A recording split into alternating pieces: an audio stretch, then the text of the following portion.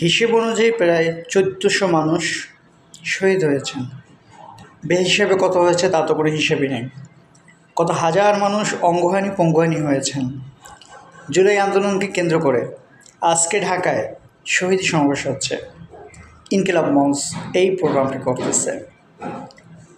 কিন্তু আমার কনফিউশনের জায়গা হচ্ছে যে শহীদি মঞ্চ অথবা এই যে শহীদের বিচারের জন্য বা শহীদদের জন্য কথা বলার জন্য শুধু ইনকিলাব মঞ্চ কেন এত কাজ করতে হচ্ছে?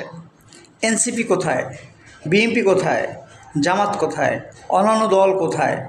যে দল এবং যে মানুষগুলো যাদের জীবনের উপরে দাঁড়িয়ে আজকে সুন্দর ড্রেস পরে সভা সমাবেশ করতে পারতেছে, সুন্দর গাড়ির ভিতরে চলতে পারতেছে, সুন্দর খাইতে পারতেছে, কত কিছু করতে পারতেছে, তাই না? স্বাভাবিক।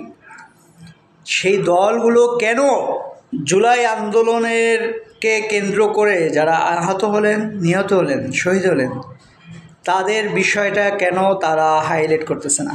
এখন শুধুমাত্র জামাত, বিএনপি, আরও এনসিপি একটু কম বলে, এরা যারা আছে সবাই শুধু ইলেকশন, শুধু ইলেকশন।